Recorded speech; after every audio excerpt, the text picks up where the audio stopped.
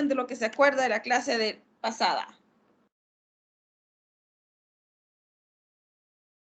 Si escuchas, ¿verdad, Sebas?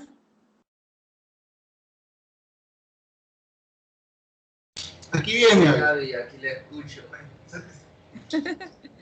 Ok, un breve resumen o alguna idea de lo que vos recordés que vimos en la clase pasada. Que Cristo es la roca de la iglesia. Es antes. Eso es de eclesiología. Es que no me acuerdo, había el repaso. Ah, ¿quién se acuerda? A ver. Hablamos de cristología, que es el estudio de Cristo. Ah, sí. Hablamos de la unión hipostática, que es la unión del cuerpo de Cristo, o sea, el cuerpo humano de Cristo con su divinidad, de los primeros 4 evangelios, que hablan de la historia de Jesús. Bueno, que no somos salvos por Dios, no por Yeshua. ¿Quién más? A ver. Gracias, Sí, Diego. Esa pregunta. Otra cosa que se le haya escapado a Diego, puede ser, decime.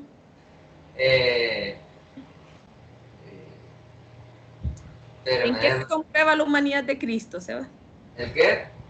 La humanidad de Cristo, ¿en qué la comprobamos? Para empezar, en los hechos espirituales, lo que ha hecho en nosotros. Pero igual hay hechos históricos que comprueban la humanidad. Ajá, ¿cuáles son los hechos históricos? Esos son los que comprueban la humanidad. ¿Cuáles son los hechos históricos? Para empezar, los 500 testigos de la resurrección de Jesús. Los evangelios en sí fueron un testigo porque esas historias le escribieron como fresquito después de que murió Jesús, los escribieron, entonces eso cuenta como una prueba de la humanidad de Cristo. Las escrituras aparte que no están en la Biblia, que fueron encontradas de testigos de la resurrección de Cristo. Hay más.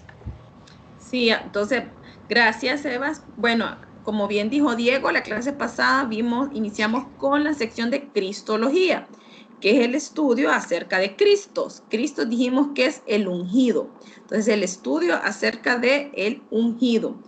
El ungido quiere decir ¿para qué? O sea, ungido para una misión específica, ¿verdad? Él fue ungido como el Mesías Salvador del mundo.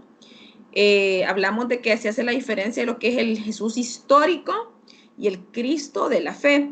El Jesús histórico es el que se basa o se enfatiza o hace hincapié en todos los datos históricos de su vida.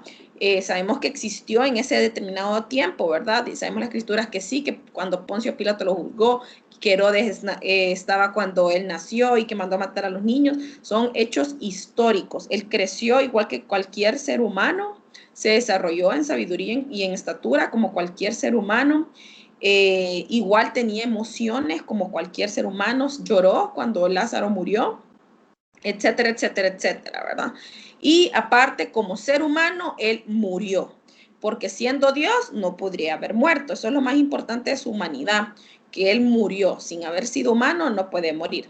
Y dijo Diego que la unión entre la naturaleza divina con la naturaleza humana se conoce como unión hipostática. Acuérdense de ese nombre. Unión hipostática. Hipostática es dos estasis o dos sustancias. Estasis, acuérdense que es de sustancia. Entonces, por la unión hipostática es la unión de naturaleza divina y naturaleza humana. Es decir, que Jesús es una sola persona, pero tiene dos naturalezas, la humana y la divina. De la humana ya dimos características. De la divina, vaya, ¿qué es lo que lo hacen a Dios ser Dios? A Jesús ser Dios, perdón, vaya, esto sí se lo tienen que saber. Lo que lo hacen ser Dios, ¿cuáles son las características de la deidad? En coro me la tendrían que decir todos, ya. Eterno, infinito. ¿Qué es un tres? Ok, los omnipotente, omnipresente y omnisciente. Ok, solo los que están recién empezando ahorita son los eximo de este tipo de preguntas.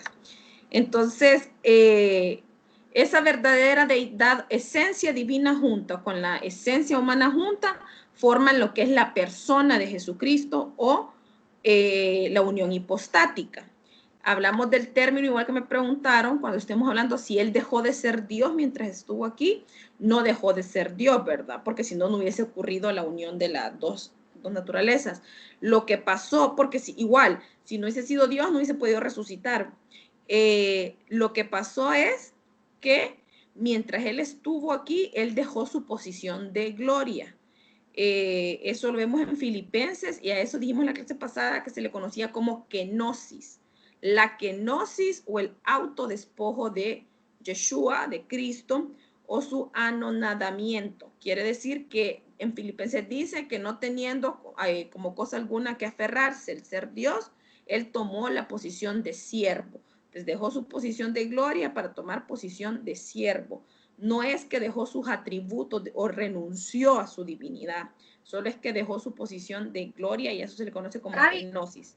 Pero ahí tengo una duda, porque como yo estudié en el evangélico, a mí, no sé si, fue hace cientos de años, no exagerada, pero ya imagínate cuando estudié en el colegio, pero algo recuerdo yo de que a mí me mencionaron porque dice, Cristo no conoce, Jesús no conoció el pecado. Exacto. Dios no puede conocer el pecado. Entonces, en el momento de la crucifixión, recuerde que él llevó todos los pecados del mundo. Y todo en ese momento de la crucifixión él estaba pagando. Entonces, en ese momento se despojó. ¿Cómo manejaría esa situación desde su punto de vista? O sea, él no practicó el pecado. Como ser humano fue tentado, pero él pudo vencer la tentación y no practicó el pecado. Y si bien es cierto, nació libre de pecado, porque acuérdense que el pecado se da por la herencia de Adán, ¿verdad? Sí, pero lo que estamos hablando, lo que yo le mencioné es cuando él muere en la cruz, él asume los pecados de la humanidad. Exacto, porque en ese momento, como siervo sufriente, él es un sacrificio, es como que fuera el cordero del Antiguo Testamento, toma posición de cordero.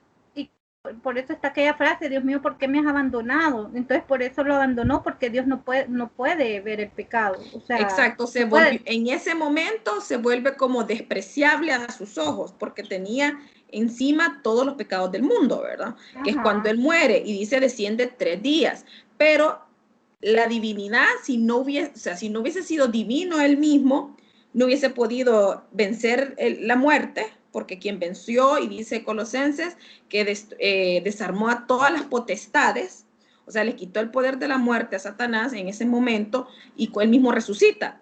Siendo hombre, o sea, no hubiese podido hacerlo así, porque quiere decir que cualquier otro hombre lo hubiera hecho, ¿verdad? Entonces, pero en ese momento, efectivamente, y es más, en ese momento, les comentaba la clase pasada, que es el momento de renuncia a todo, que incluso él le dice a Juan, ¿verdad? Aquí está tu madre y aquí está tu hijo. Es el momento que él se está despidiendo, igual como hombre, de su mamá. O sea, le está diciendo en otras palabras, yo aquí, Jesús, el niño, el hijo, el humano, aquí dejo de existir, ¿verdad? En ese preciso momento. Y ocurre lo que usted está diciendo, bien es cierto, que él se presenta como full pecado ante los ojos de Dios. Se vuelve despreciable, es cierto, pero son las cosas que dentro de nuestra humanidad no podemos a veces entender, decir, ¿cómo es que es Dios pero dejó de ser Dios? ¿Cómo es que él mismo es Dios pero se volvió despreciable a los ojos de Dios? Exacto, pero él mismo ahí se está despojando de su humanidad cuando se despide de su madre, muere, y en ese momento, en esos 3 días, que hay cosas que no sabemos exactamente cómo ocurren porque no están descritos en la Biblia, ¿verdad? Y por lo menos yo creo que a ninguno de nosotros se nos ha sido revelado cómo sucedió, más que lo poquito que dice en la Biblia, que él estuvo 3 días y que descendió y volvió. Y dice Colosenses, despojó a todas las potestades, o sea, les quitó el poder de la muerte. Pero ¿cómo sucedieron esos eventos? ¿En qué momento que ya había dejado de ser humano pasó a ser Dios?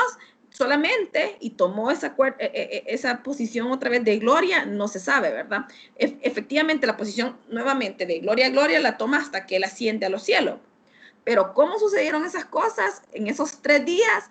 La verdad que yo creo que solo por revelación divina podríamos saber.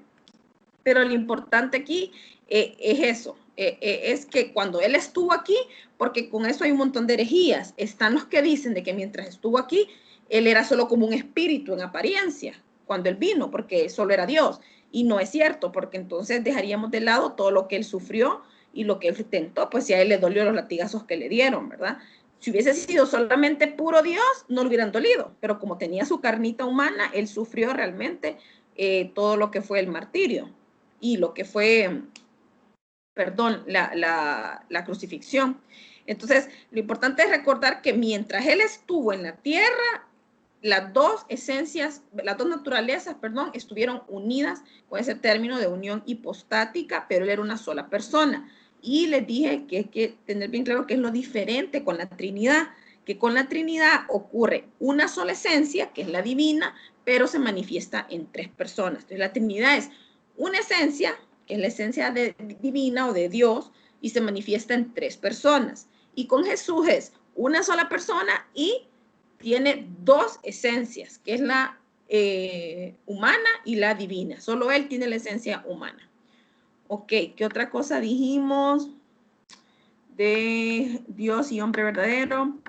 Bueno, la unión de las dos. Aquellos que mencionamos que eran preexistencia, encarnación, ministerio, muerte, resurrección y ascensión. Ok, eso nos habla de su deidad. La preexistencia nos habla de su deidad y la encarnación es la que nos habla de cómo él entró a ser humano, ¿verdad? Que él nació igual de madre y con todos los procesos de los 9 meses y el parto que todo ser humano.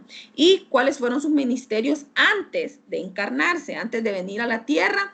Dijimos que estuvo presente en la creación, desde el principio del mundo, ¿verdad? No tiene principio, pero él estuvo desde el principio, estuvo presente en la creación y él se presentaba como el ángel de Yahvé y era el que traía juicio. Y esto se vuelve a cumplir en su segunda venida, que también va a volver a juzgar.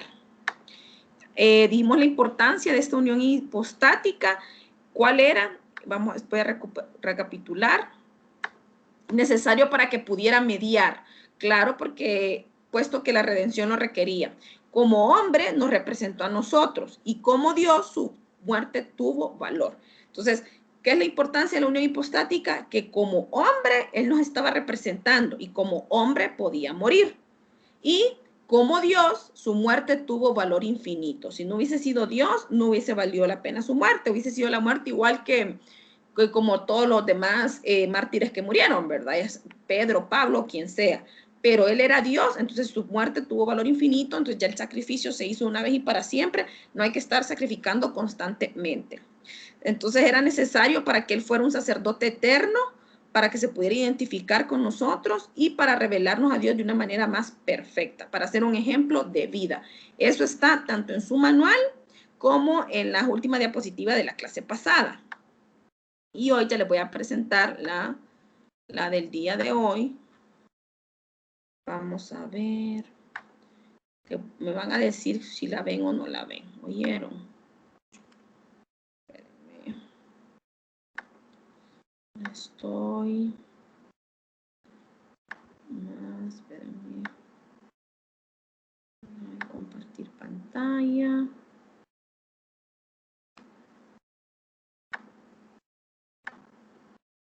Ahorita ya la voy a compartir. ¿Están viendo la pantalla? Sí. Ok. Perfecto, gracias a Dios. Bueno, entonces la clase del día de hoy se llama el triple oficio de Jesucristo. O sea, la razón por la cual fue el ungido. ¿Para qué fue ungido? ¿A qué vino él? Entonces se le conoce al triple oficio, lo que él vino a hacer, y es como sacerdote, como profeta y como rey. ¿Y por qué son tan importantes estos términos? Pues en el Antiguo Testamento, tanto los sacerdotes como los profetas y los reyes eran instrumentos y representantes especiales de Dios en la tierra. El punto común que tenían estos tres es que eran ungidos. Entonces, les he hablado en otras clases, hoy lo voy a repetir, que recuerden que a diferencia de lo que hoy en día nosotros tenemos, que es el Espíritu Santo y la comunión directa con el Padre, en aquel entonces tenían que existir mediadores. Entonces, el mediador número 1 era el sacerdote que estaba entre el pueblo y Dios, porque el sacerdote llevaba se presentaba ante Dios con el mensaje del pueblo, ya fuera con una pregunta, ya fuera con el sacrificio, expiación, etcétera, etcétera, ¿verdad?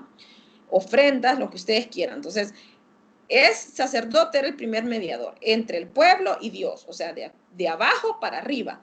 Pero no, Dios no se revela, muy pocas veces se reveló a personas en específico, ¿verdad? Siempre fue a través de un profeta. Entonces, la revelación ya bajaba de Dios para el pueblo a través del profeta. Entonces, ese era el modus vivendi de lo que era el Antiguo Testamento.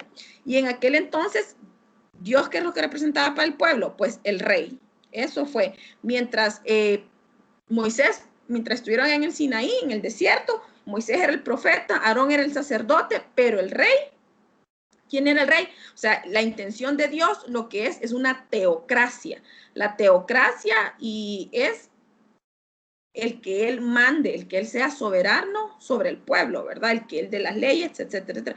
Lo que pasa es que recuerden que el pueblo de Israel pidió un rey y le fue dado el rey Saúl, y él mismo les dijo, bueno, no saben lo que piden y ahí se van a arrepentir. Entonces, desde ese momento fue profetizado que todos los reinados, por eso, no van a ¿cómo les digo?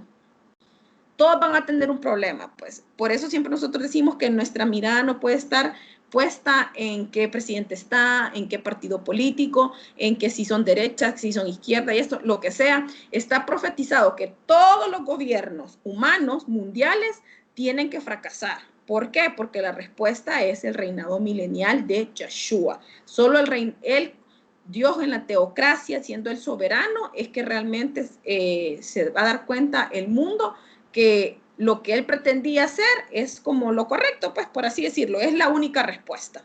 Entonces, cuando ya piden el rey, pues ya entra otra figura humana, ¿verdad? De Saúl pasó a David, pero siempre se mantuvo, ese como decir así, el triángulo. El rey que estaba para gobernar, igual el sacerdote que se dirigía a Dios y Dios hablaba a través del profeta. Y cuando viene Jesucristo, él viene a suplir las tres funciones, ¿verdad? No como en el Antiguo Testamento, que estaban, como por decir algo, divididos los poderes, ¿verdad? Pero ya en el Nuevo Testamento con Jesucristo se cumple todo. Sigamos.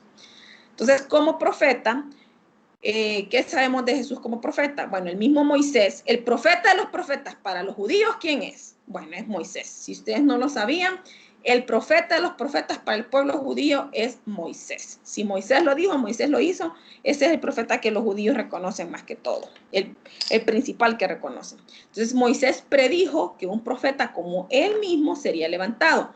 Deuteronomio 18:15, ¿quién me ayuda? Voy a ocupar a alguien que me vaya leyendo las citas bíblicas. Ahí las tengo puestas, pero que alguien las vaya leyendo. ¿Quién quiere leer? A ver. Yo leo esta, Abby. Vaya, pues.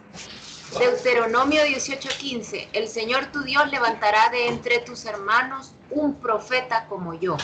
A él sí lo escucharás. Ok, entonces el mismo Moisés lo estaba diciendo, ¿verdad? Y no se podía referir específicamente. Vinieron un montón más después que él, ¿verdad? Sabemos que vino Samuel, Elías, Eliseo, etcétera. Pero posteriormente en Hechos igual se le reconoce que fue Jesucristo. Entonces, ¿quién lee Hechos? Yo lo tengo.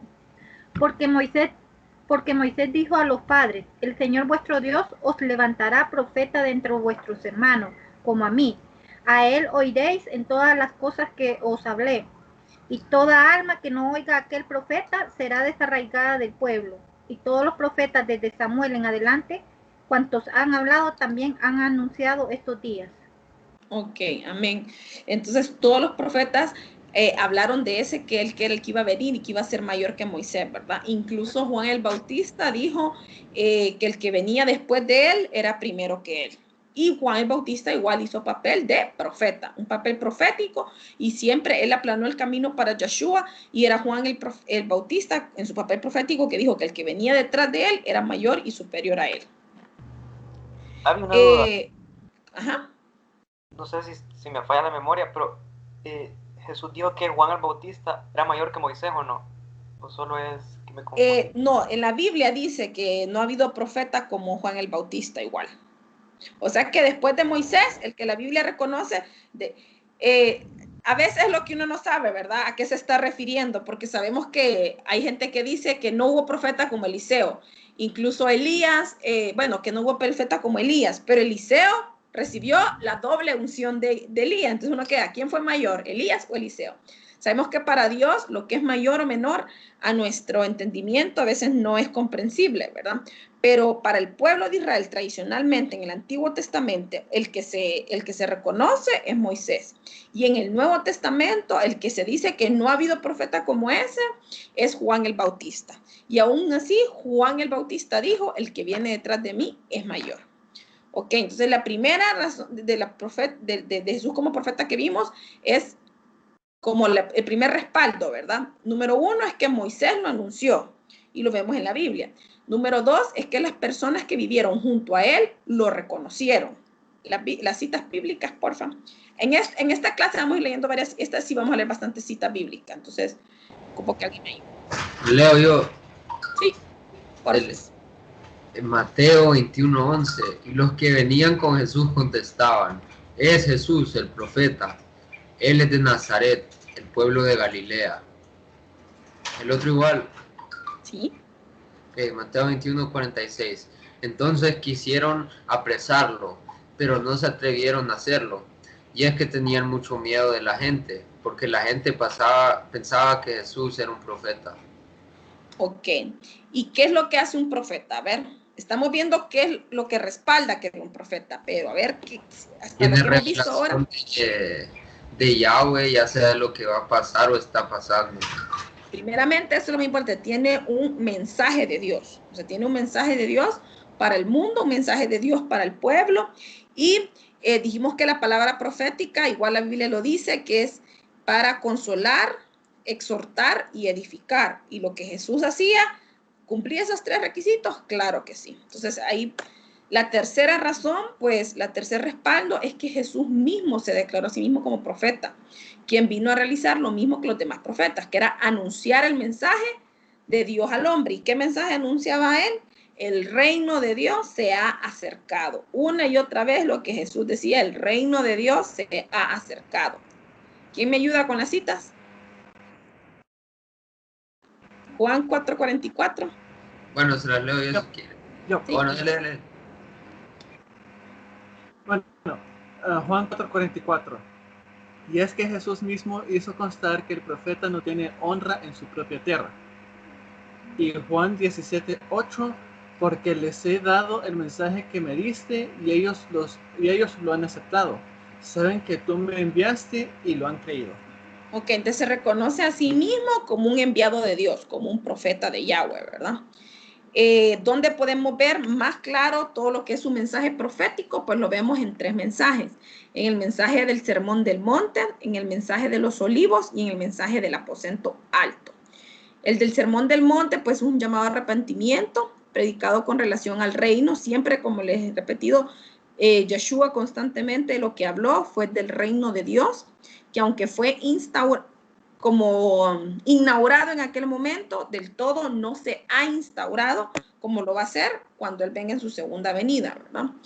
El mensaje del Monte de los Olivos, pues detalla algunos eventos futuros conducentes al regreso de Cristo. El mensaje de los Olivos va como de la mano con Apocalipsis, ¿verdad? Cuando dice que en aquel momento estarán dos en el arado y uno va a desaparecer. Toda esa parte está en el mensaje de los Olivos, lo que corresponde a cómo se va a desaparecer el sol, la luna, los terremotos. 3, el mensaje en el aposento alto. En este mensaje, Él da un nuevo mandamiento. Cuando Él dice de amar a Dios sobre todas las cosas y amar al prójimo como a sí mismo, abrió una nueva esperanza. Él dijo que iba a ir a adelantarse para preparar moradas y además prometió otro paracleto, es decir, que es cuando Él habla de que va a ser enviado un consolador. Entonces, sus mensajes más resumidos de sus enseñanzas donde están como profeta es en 3 prédicas: el Sermón del Monte, el de los Olivos y el del aposento alto. Número 4, entonces el ministerio profético se autentica en 2 maneras. Número 1, los milagros que Él realizó. Y 3, obviamente, como hemos dicho, ¿qué es lo que hace un profeta ser profeta? Que sus profecías sean cumplidas. ¿Qué milagros realizó? Milagros como resucitar muertos, así como lo hicieron Eliseo y Elías. Él también convirtió el agua en vino, él curó ciegos, cojos, sordos, mudos, etcétera, etcétera, como lo hacían los profetas igual, y el cumplimiento de todas sus profecías. Y principalmente, donde queda clarísimo que él es profeta, que él mismo anunció su muerte, cosa que no había ocurrido con los demás, ¿verdad? Él profetizó que alguien cercano es que iba a ser el que lo iba a traicionar, está en Mateo 26, 21. Él dijo que su muerte sería incitada por líderes judíos, Mateo 16, 21, y que moriría por medio de la crucifixión y que 3 días después resucitaría. Eso está en Mateo 20, 19. Entonces, recapitulando, ¿qué es lo que nos constata a Jesús como profeta? Número 1, Moisés lo predijo. 2, las personas que vivieron junto a él reconocieron que era profeta, le llamaron a sí mismo. Él mismo se reconoció a sí mismo como profeta, como un hombre que anunciaba el mensaje de Dios, o sea, el reino de Dios, lo predicaba. ¿Dónde está el mensaje de él como lo más importante? ¿Dónde está resumido? Pues son en los 3 sermones. Y número 4, se autentica por medio del cumplimiento de sus profecías y sus milagros. ¿Qué profecía es la más importante? ¿Cómo se cumplió? Él predijo su muerte y así como él dijo que sería, así fue. ¿Alguna pregunta hasta aquí de Jesús como profeta?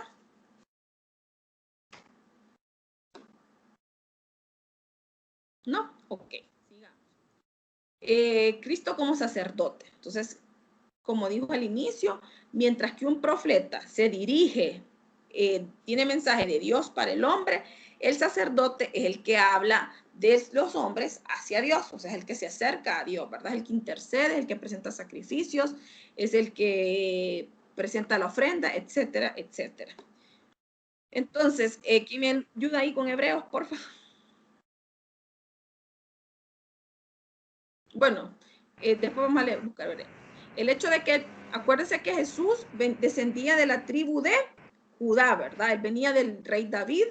Entonces, con eso, con el hecho de que él viniera de la tribu de David y que fuera descendiente y que se trazara su linaje, se constata que él tiene derecho al trono. Eso nos ayuda a verificarlo como rey.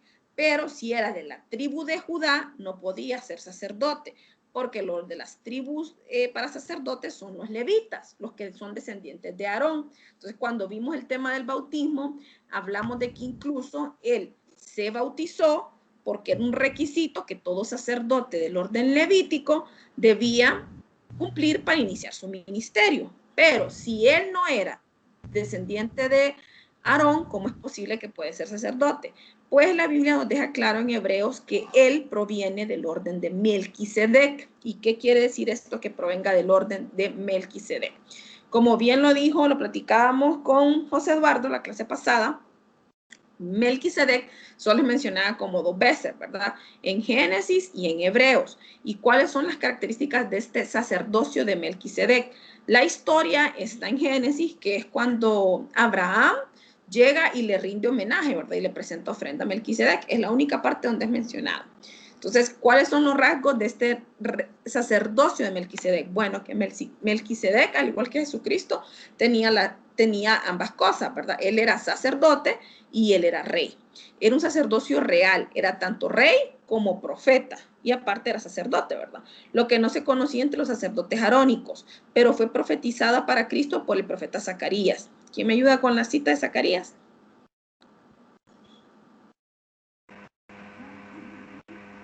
Yo, Zacarías 6:13. Así es, él construirá el templo del Señor. Entonces recibirá el honor real y desde su trono gobernará como rey. También desde su trono servirá como sacerdote y habrá armonía perfecta entre sus 2 oficios. Ok, amén. Entonces, si quieren leer de Jesús como sacerdote, cómo él se presenta en el Antiguo Testamento, pues es en Zacarías, donde está, tenemos una cita en Zacarías 6, pero igual la clase pasada les di la de Zacarías 2 y 3, que es cuando Satanás se presenta y está Dios también en el trono, y Jesús lo que hace es decirle a Satanás, Yahweh te reprenda, ¿verdad? Como el ángel de Yahvé. Entonces, esa es la característica que es un sacerdote, ¿verdad? Está como de intercesor, intermediario. B, no se relacionaba con la ascendencia. Cuando nos presenta el reinado de Melquisedec, dice que Melquisedec no tenía ni padre ni madre. Entonces, los sacerdotes arónicos dependían de esa ascendencia para poder ejercer. O sea, para que alguien pudiera ser sacerdote para Israel, tendría que ser bien trazado su origen, su linaje, ¿verdad? Que tenían que venir de la tribu de Leví, del orden de levitas, o sea, del orden levita, pero tenían que ser descendientes de Aarón. Entonces, no fue el caso de Melquisedec y tampoco lo fue en el caso de Jesús. La otra característica del reinado de Melquisedec es que, del sacerdocio, perdón, es que no se especifica el tiempo. En la Biblia no nos dice, Melquisedec estuvo reinando en el tiempo de tal o estuvo de tal a tal. No nos dice ninguna característica, entonces no se especifica el tiempo y con Yeshua eso se cumple, ¿verdad? Dice Hebreos que tenemos sumo sacerdote para siempre, es de carácter eterno. La última característica de este sacerdocio de Melquisedec es que es superior al orden arónico. ¿Por qué se dice que es superior? Porque si Aarón, que venía de Abraham, Abraham no reconoció en aquel entonces a Aarón, ¿verdad? Abraham le rindió tributo a lo que era Melquisedec, reconoció su superioridad. Entonces, me lean Hebreos 7, del 1 al 3. Yo lo tengo. Ok, léame. Porque este Melquisedec, rey de Salem, sacerdote del Dios Altísimo, que salió a recibir a Abraham, que volvía de la derrota de los reyes, y le bendijo, a quien asimismo dio a Abraham los diezmos de todo, cuyo nombre significa primeramente rey de justicia, y también rey de Salem, esto es, rey de paz, sin padre, sin madre, sin genealogía, que ni tiene principio de días ni fin de vida, sino hecho semejante al Hijo de Dios, permanece sacerdote para siempre. Ok, vemos aquí toda la cita completa, ¿verdad? No tiene procedencia, ni padre, ni madre, no hay antepasado, no tiene principio ni fin. O sea, es eterno, al igual que el sacerdocio de Yeshua, a semejanza del Hijo de Dios, sigue siendo sacerdote para siempre. Y como les dije en la clase pasada, igual hay un juego de palabras, porque si ustedes buscan la palabra Salem, significa rey de paz.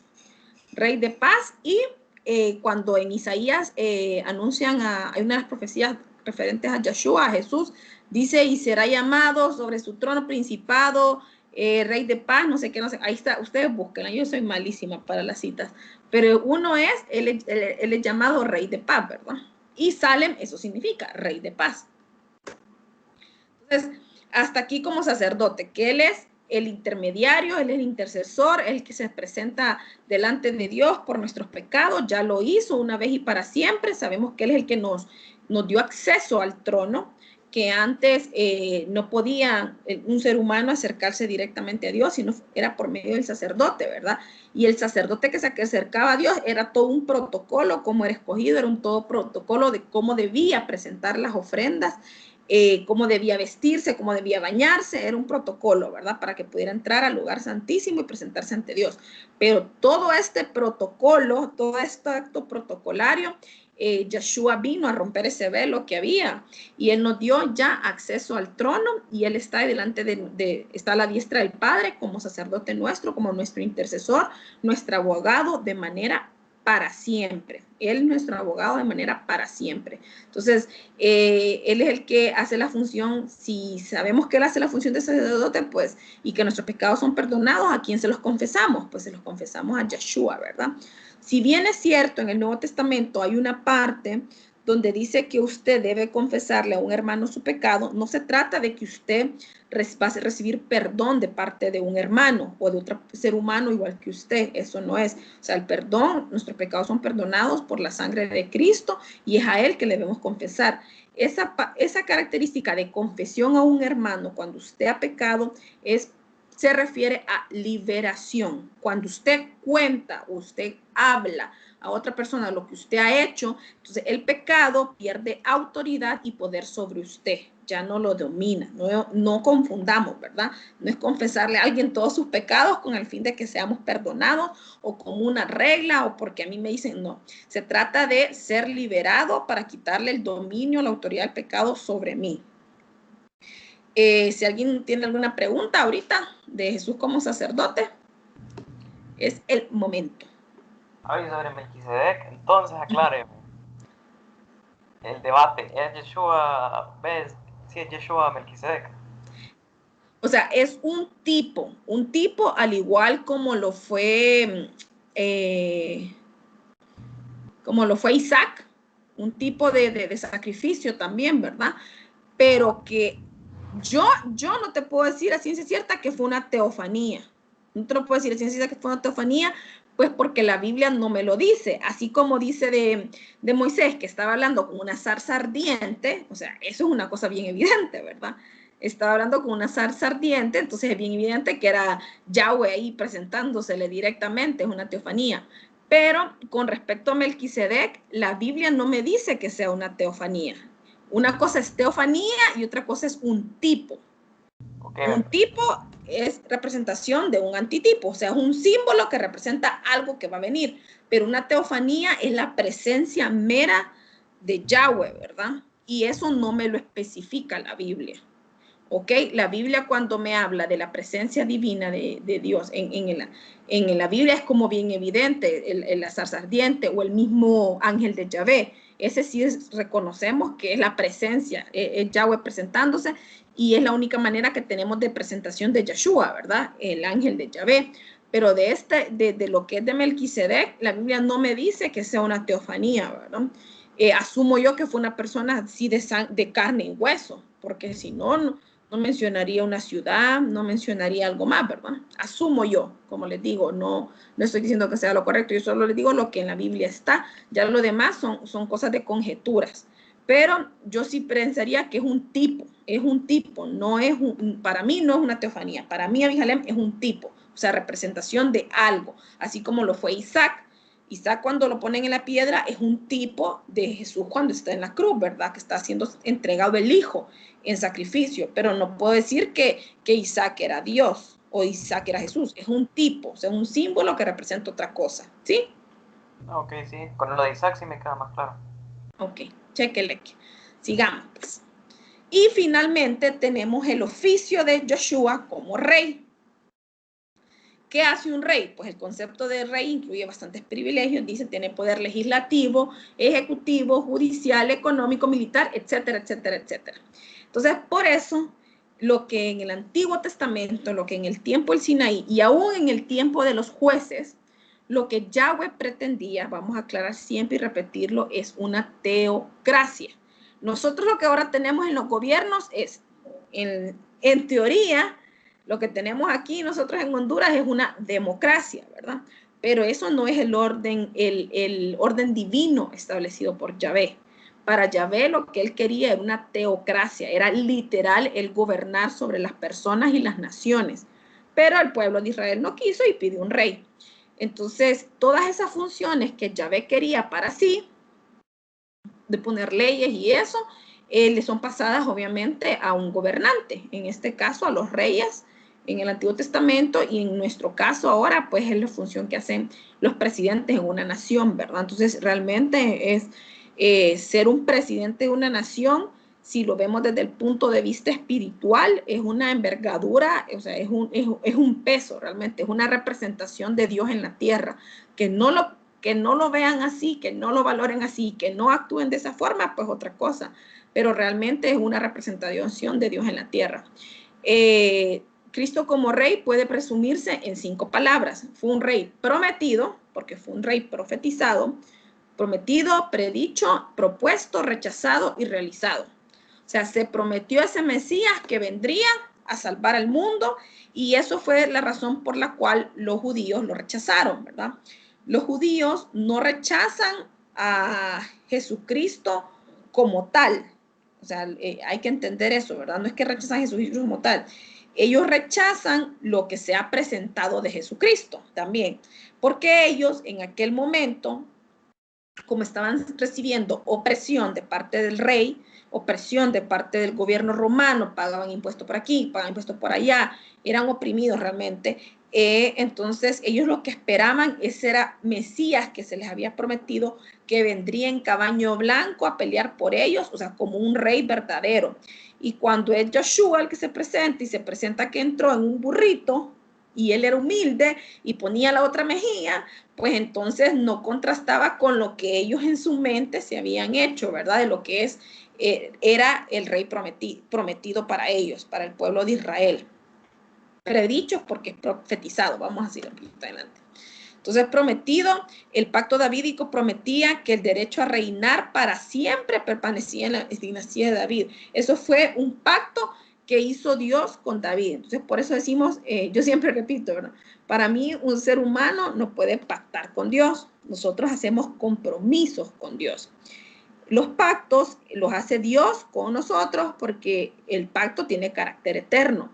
Y nosotros, los seres humanos, si somos imperfectos, no podemos hacer un pacto porque sabemos que no somos eternos y nosotros nos olvidamos de las cosas y etcétera, etcétera, etcétera. Nosotros podemos hacer compromisos, pero un pacto es de carácter eterno. Entonces el pacto, Dios hizo un pacto con cada uno de los patriarcas. Entonces, por ejemplo, a Abraham, ¿cuál fue el pacto que le hizo a Abraham? Bueno, a Abraham le da un requisito: sé perfecto delante de mí. ¿Qué le prometió Dios de manera eterna? Que sus descendientes serían incontables como la arena del mar y que tendría un montón de tierra. ¿Se lo cumplió? Sí. Ese es un pacto eterno. Y esa fue la manera en cómo Dios le pidió una cosa y le prometió otra. El pacto davídico fue, a David lo que le pidió fue que fuera justo. A David le entrega un montón de requisitos para que fuera justo, reinando su pueblo, y el pacto que le dio, o sea, la promesa que era a cambio de lo que él iba a hacer, porque siempre hay una cosa de dar y recibir, le dice que su cetro, el cetro va a permanecer siempre en su casa, que ya no lo iba a quitar como lo había hecho con Saúl, ¿verdad? Entonces, 1 Reyes 9:5, si alguien lo lee, please. Yo. 1 Reyes 9:5. En cuanto a ti, Salomón, si te comportas bien y me obedeces en todo, Israel siempre tendrá como rey un descendiente tuyo. Así también se lo prometí a tu padre David, compórtate como él lo hizo. Ok, gracias. Vamos a ver, predicho. El profeta Isaías profetizó que un niño establecería y reinaría sobre el trono de David. O sea, ya vimos que hay un montón de profecías mesiánicas, como no sé cuántas, ¿verdad? Y hay muchas que, o sea, que se cumplieron obviamente al nacer Jesucristo. Entonces, Isaías 9:7, esa es la cita que siempre les digo, el principado, ese es, habrá paz. Isaías 9:7, ¿quién lo lee, porfa?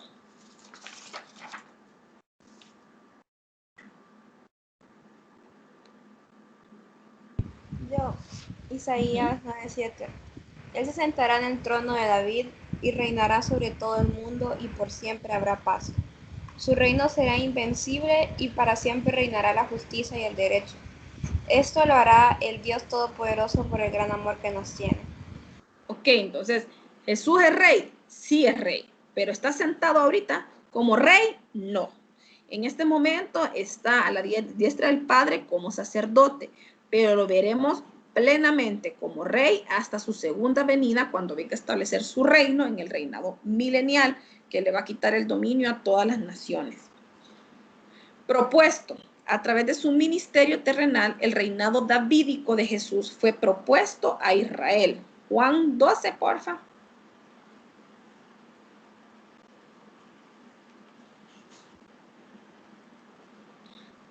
Alejandra, escuché la voz ya, Alejandra, leer, Serafín.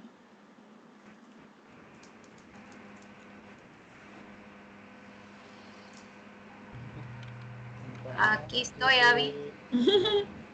Check. ¿Lo tiene, Ale? Sí, Juan 12, 13 al 15. Dice, cortaron ramas de palmera y salieron a encontrarlo, gritando, sálvanos, Dios nuestro.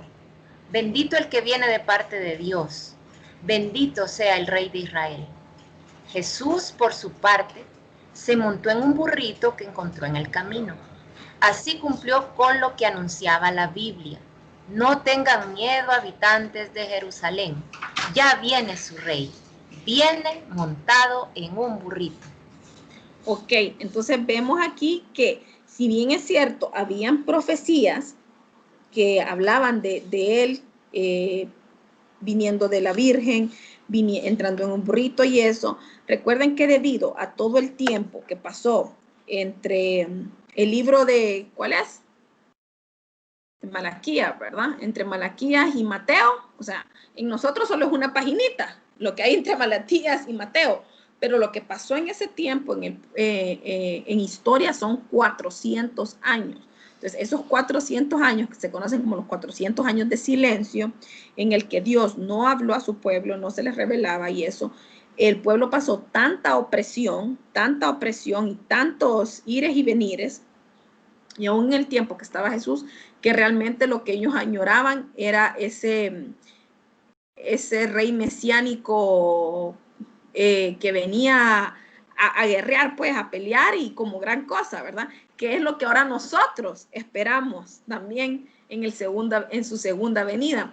Todos hablamos de la segunda venida y del reino milenial y automáticamente la imagen que se nos viene a Jesús montado en caballo blanco, ¿verdad? Entonces, eso es similar a lo que estaban esperando los israelitas cuando fue propuesto. Rechazado. Dice que los fariseos, Herodes, Poncio Pilato, gentiles, judíos le rechazaron decididamente en la crucifixión. Dice la palabra que él dice, a los suyos fue, mas los suyos le rechazaron. A Jesús, quien realmente lo crucifica, o sea, sí físicamente lo hizo el gobierno de Roma, ¿verdad? Porque son los únicos que podían matar así, y son los que lo condenaron, pero quienes lo llevan ahí fueron los judíos, quienes se levantaron en juicio contra Jesús, quienes planearon todo, quienes fueron a poner la queja a Poncio. Por eso es que Poncio se lava las manos, porque él está diciendo, no, o sea, yo no le encuentro pecado, ¿verdad? Yo me lavo las manos, pero como ustedes quieren hacerlo, pues ahí se los dejo. Entonces, quienes realmente lo crucifican son los judíos. Entonces, hay muchas veces, hay personas que cuando hablan del tema de Jesús y que fue crucificado por el imperio y eso, hablan de que Jesús fue ¿Quiénes han escuchado esto? Mucha gente que se basa en esto para hablar de las revueltas y de que hay que irse en contra del gobierno y eso, de que hablan de que Jesús estuvo en contra del gobierno romano y todo eso. La verdad que Jesús cuando estuvo aquí, si usted lee la Biblia, él nunca habló en contra del gobierno. Jesús vino a hablar en contra del judío, de la que era el judaísmo, ¿verdad? Jesús lo que habla es en contra de las leyes religiosas que se tenían, de los impuestos religiosos que se le habían puesto al pueblo y de todas las cargas religiosas que había en el pueblo. Realmente del gobierno, él no dice mucho más que el hecho de que él dijo, ¿verdad? Da a César lo que es del César. Entonces, él un revoltoso no fue. Lo que fue un profeta, él fue un profeta que obviamente vino sí a condenar a veces la situación social en la que se vive, que es la parte de los profetas, la denuncia social, pero él con quien más se fue en contra fue contra el judío, ¿verdad? Contra lo que es la religión. Por eso fueron los judíos que buscaron crucificarlo. Juan 1:11, ¿quién lo lee?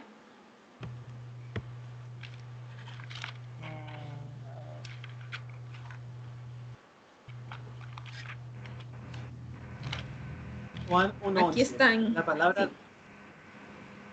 Juan 1:11. La palabra vino a vivir a este mundo, pero su pueblo no la aceptó. Hechos 4 del 27 al 28.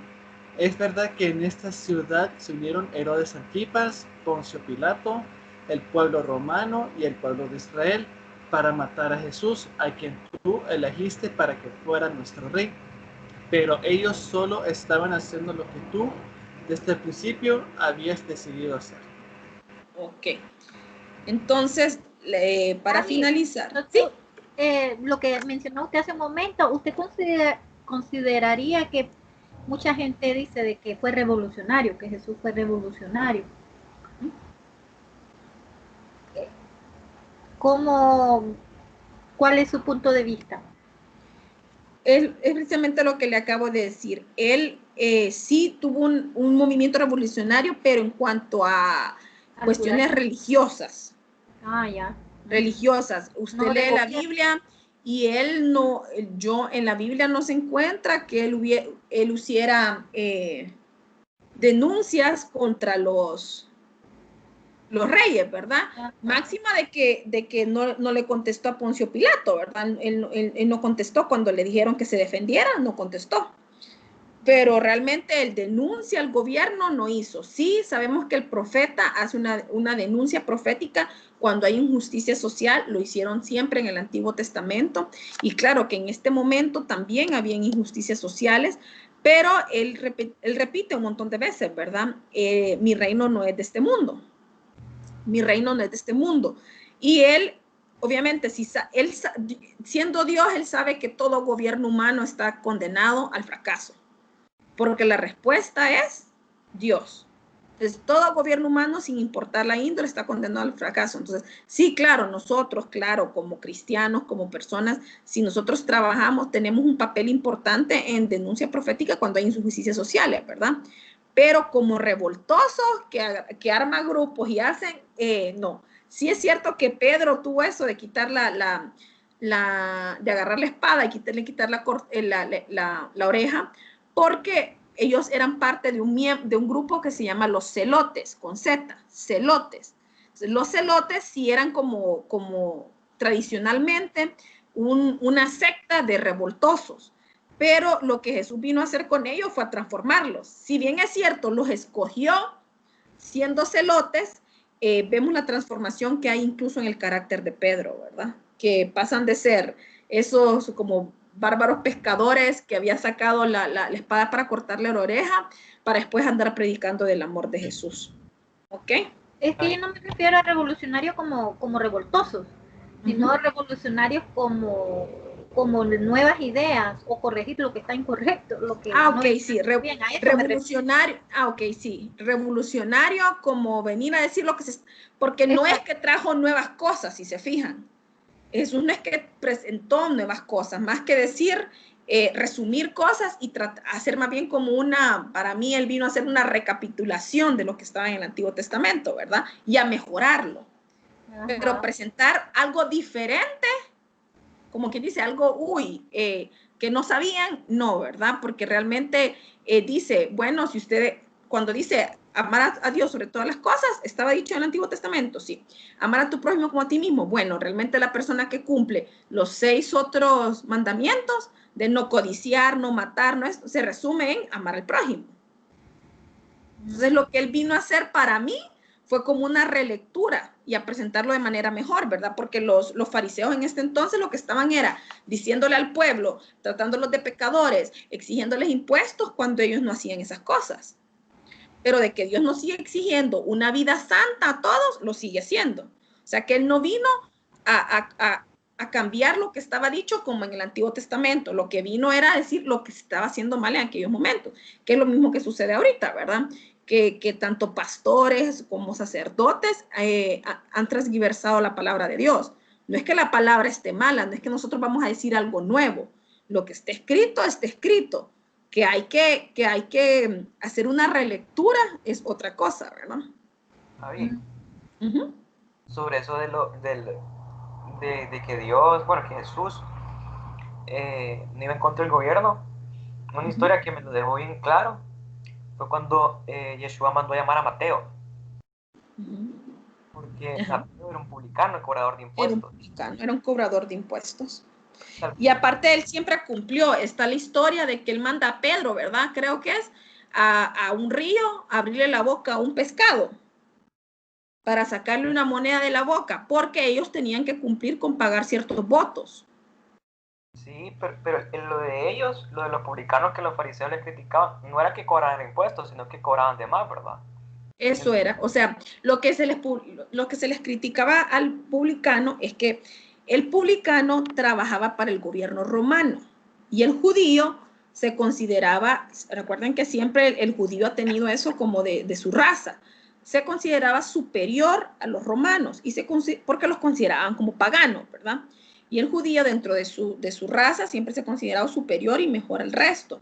Entonces, el publicano eran aquellos que aunque tenían ascendencia judía, o sea, Mateo era judío, pero había decidido trabajar para el gobierno como cobrador de impuestos. Entonces, para el judío, Mateo era lo peor. Mateo era lo peor de lo peor, porque siendo judío había decidido trabajar para los paganos.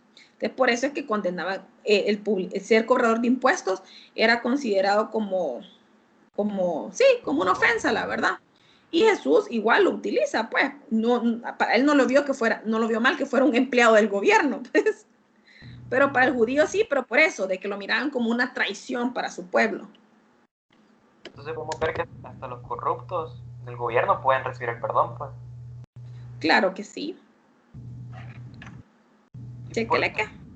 Sí, cheque. Gracias por su comentario, Diego. Sigamos. Y el último, realizado. Aun cuando Cristo es rey, no gobierna como tal. Esto se espera en su segunda venida, realizándose solo en el reino milenial o davídico, ¿verdad? Su segunda venida. Mateo 25:31 pues nos habla del juicio final, cuando Dios dice, cuando yo, el Hijo del Hombre, regrese, vendré como un rey poderoso, rodeado de mis ángeles, y me sentaré en mi trono. Aquí ya está saliendo de la boca de Yeshua, ¿verdad? Que él mismo dice, cuando él regrese, ya vendrá como un rey instaurado. En este momento, sus ministerios presentes es como sacerdote a la diestra del Padre.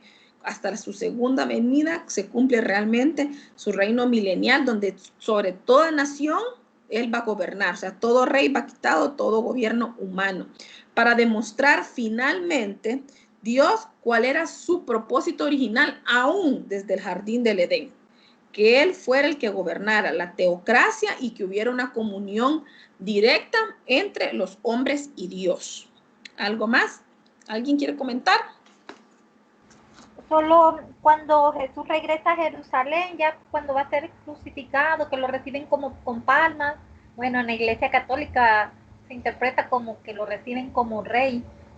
Entonces, que el pueblo lo recibe con palmas. Entonces, sí, que le van tirando, que hasta ahí viene el canto de Hosana, el que viene en su entrada a Jerusalén, que es cuando iba a ser crucificado, es cierto. Sí, se interpreta como que, pero realmente lo que estaba sucediendo ahí era el cumplimiento de una profecía, nada más, porque fue profetizado que iba a entrar de esa manera a Jerusalén. Pero realmente ahí entrando como rey no estaba, solo es como una profecía que está siendo cumplida, ¿verdad?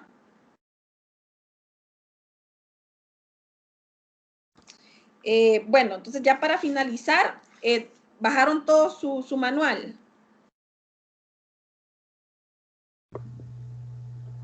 Sí.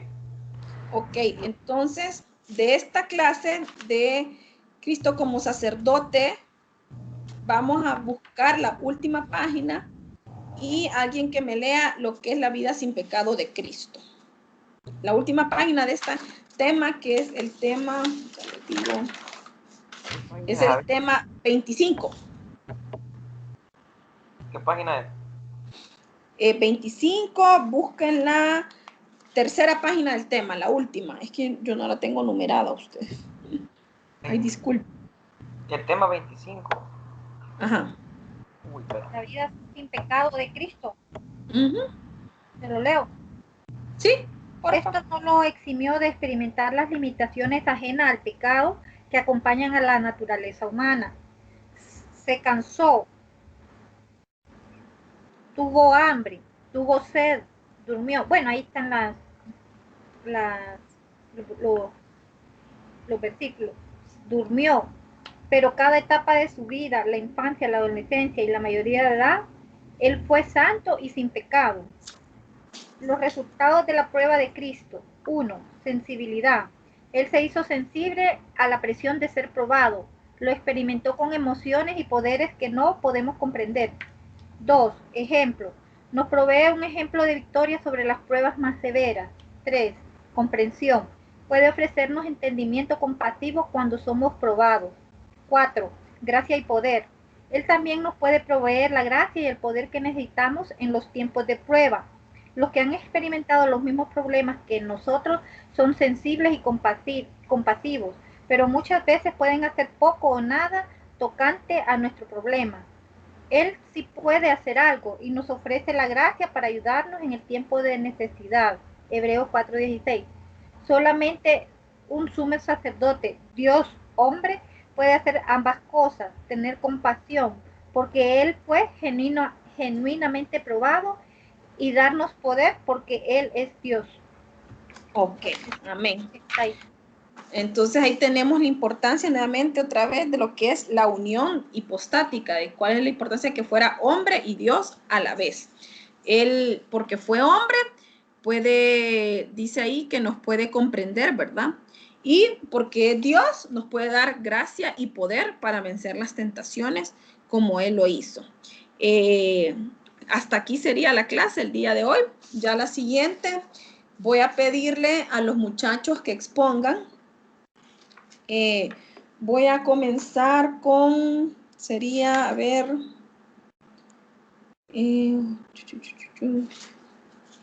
Voy a comenzar con Zairi. Zairi, no, José Eduardo mejor. José Eduardo va a empezar la próxima clase con la importancia, tema 26, habla de la resurrección. Entonces, José Eduardo va a exponer de la importancia de la resurrección de Cristo, cuáles fueron las evidencias de su resurrección y los resultados de la resurrección. Es en el folleto, es 1,5 páginas.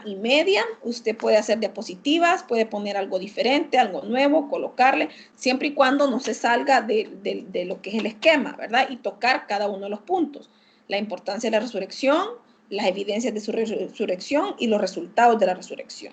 ¿Está escuchando, José Eduardo?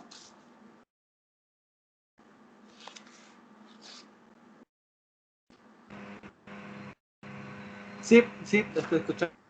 Ok, cheque. Y la siguiente cheque, que me va a exponer entendido. Después de José Eduardo va a ser Zairi. Zairi me va a exponer de la ascensión. De la ascensión nos va a exponer acerca de cuáles son las afirmaciones de la ascensión, la descripción, la importancia y como él ya ascendió, cuál es su ministerio presente, ahorita ya ascendido, y cuál será su ministerio futuro. Es 1 página más o menos, es media de un lado y media de la otra. ¿Me está escuchando, Zairi? Sí, Abby. Ok, y a Hannah la vamos a dejar con, yo sé que Hannah no está conectada, pero igual lo voy a dejar dicho aquí. Hannah me va a exponer el Ordo Salutis, para entrar en soteriología. Ordo Salutis, no sé si Diego se lo puede informar, ¿sí? Abby, lo que voy a hacer es que lo que dijo, voy a crear una tarea en Google Classroom. Ok. Está bien, porfa, me parece. El Ordo Salutis o el orden como de los pasos, así se llama, Ordo Salutis. Que lo busque así, cualquier cosa que me pregunte. ¿Está bien? ¿Tienen alguna pregunta? Ese Ordo Salutis que acabas de mencionar está aquí en el manual. Es que en el manual así no está, pero es como la manera como uno lo estudia. Ya. Es que lo andaba buscando de dónde está. Sí, no está el tema, sí, no. Bueno. En el manual está como regeneración, llamamiento, convicción, tururú. Ya. Ok, entonces, pero así se llama Ordo Salutis, así se busca. Entonces, si no tienen más preguntas. Había una preguntita. Eclesiología es lo que llevamos, escatología es lo que llevamos en un solo día. Escatología es lo que se lleva en un solo día. Y lo vamos a hacer virtual. Pues lo que todavía no sé. Está difícil es de aquí a noviembre. Cada día tiene su propio afán. Es que no quiero que sea en línea. Uy, no. Esperemos que de aquí a noviembre ya se pueda hacer de otra manera. Sí, creo que va a ser como para mediados de noviembre. Porque recuerden que... Sí, recuerden que el feriado del morazánico sí está contemplado, ¿verdad? La semana del feriado morazánico, ese día no hay clase, Ese fin de semana es libre. Y en todo caso es sería el 3 de la semana del 3 de octubre, ¿va? Que tenemos la semana libre. No, más bien el morazánico es 7, 8, 9. Creo que el morazánico es el 10 usted. Espera, ya le verifico para ya quedar hoy. Sí, porque por lo general ha coincidido con el 3 de octubre. Entonces, esta vez el gobierno lo está dando como primero cae jueves, viernes 2 y sábado 3. Bueno, a nosotros hasta ahorita lo que nos han notificado es que es del 5 al 9 la semana morazánica. ¿Sí? Es del 5 al 9. Déjenme ver. Porque igual, porque como casi siempre el gobierno y la empresa privada no, por lo general, arman sus propios horarios en cuanto a los feriados. Sí, entonces por eso en general, hasta ahorita lo que tengo yo es que sería libre el 10 de octubre. Si a un caso dependiendo de cómo avancemos de rápido las semanas próximas con las exposiciones y empecemos el otro tema, tal vez podemos tener 3 también, para tener feriado el 3 y el 10 de octubre, cuando inicia la semana y cuando termina. Ok. ¿Sí? Entonces, para que ya lo tengan. El que sí es fijo es el del 10. Ok. Ya, si avanzamos rápido las próximas 2 clases, podemos incluso tomar el 3 para tener 2 fines de semana libres con la morazánica y terminar clases el 31 de octubre para que la primera semana de noviembre sea, el primero o segunda semana de noviembre sea lo del seminario. Chéquele que. Chequele que panqueque. Gracias. Vaya pues, entonces le voy a pedir a Maribel pues que nos cierre en oración.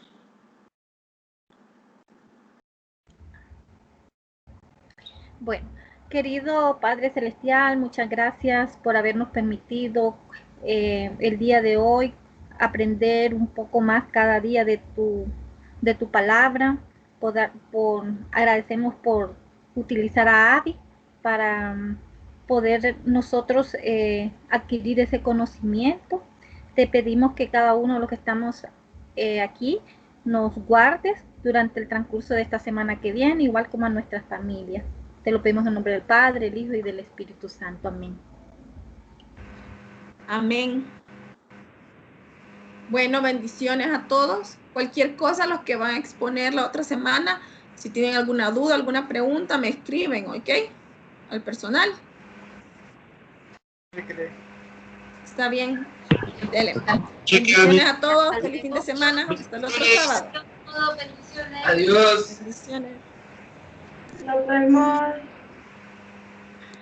Bye bye. Gloria, okay.